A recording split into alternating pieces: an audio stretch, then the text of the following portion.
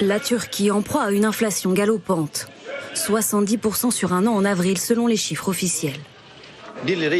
Avant, 5 kilos de pommes de terre, c'était 5 livres turques. Maintenant, 5 kilos, c'est 50 livres. Qui va payer 50 livres pour des patates? On se croirait en Allemagne pendant la crise des années 30, où les gens achetaient à l'unité. Maintenant, c'est pareil ici. Les gens viennent pour acheter 2 patates et un oignon et ils repartent. Enlève-moi une pomme de terre. Non, non. Bon, je te dois 1 livre la semaine prochaine. Le prix des tomates, le prix des pommes de terre a explosé. Celui du lait aussi.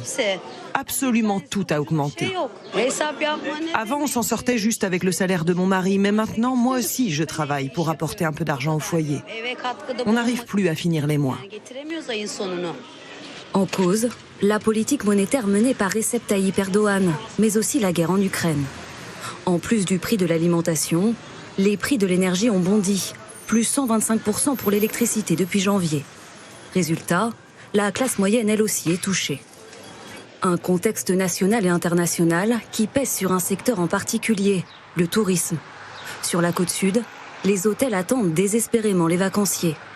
Les Russes et Ukrainiens représentent ici 90% de la clientèle. Depuis le déclenchement de la guerre, le planning de réservation de Mustafa Yildirim est quasi vide. L'année dernière, à partir du mois de juillet, regardez là, nous étions complets. Mais quand on prend l'année 2022, on n'a pratiquement aucune réservation. On pensait que ça allait se limiter à une opération militaire classique, très rapide, comme cela avait été le cas en Crimée. On ne pensait pas que ça aurait des conséquences sur notre travail.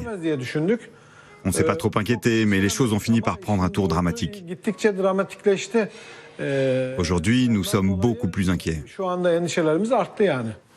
Perte estimée, 600 000 €, 60% du chiffre d'affaires annuel.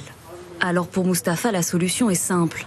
La Turquie doit absolument conserver le dialogue avec Moscou et ne pas participer aux sanctions occidentales.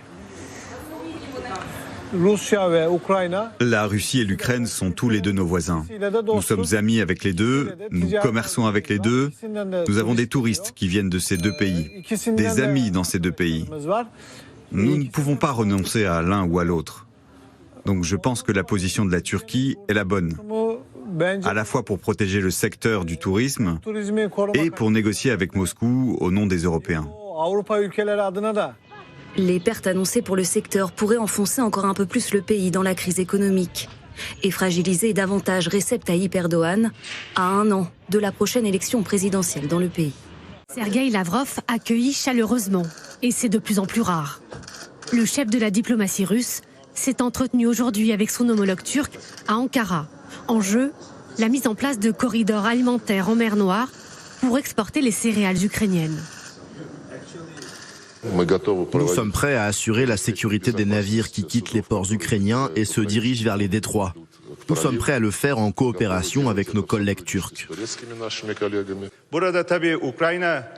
Si l'on ouvre les céréales ukrainiennes, le tournesol ou l'huile de tournesol au marché international, nous considérons la suppression des obstacles qui entravent les exportations russes comme une exigence légitime. La Turquie, médiatrice entre Moscou et les Occidentaux, au centre du jeu de la guerre du blé.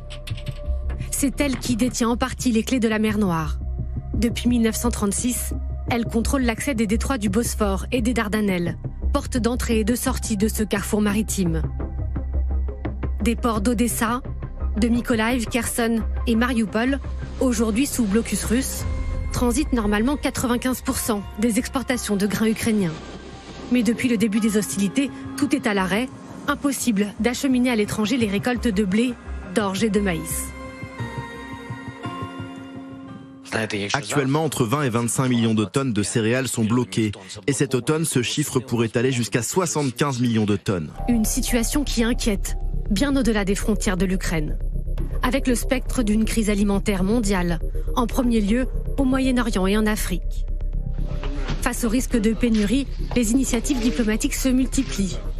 Vendredi, Vladimir Poutine reçoit tout sourire le Sénégalais Macky Sall, venu lui-même plaider la cause des États africains. Le chef du Kremlin promet de faciliter les livraisons tout en renvoyant la balle à l'Ukraine.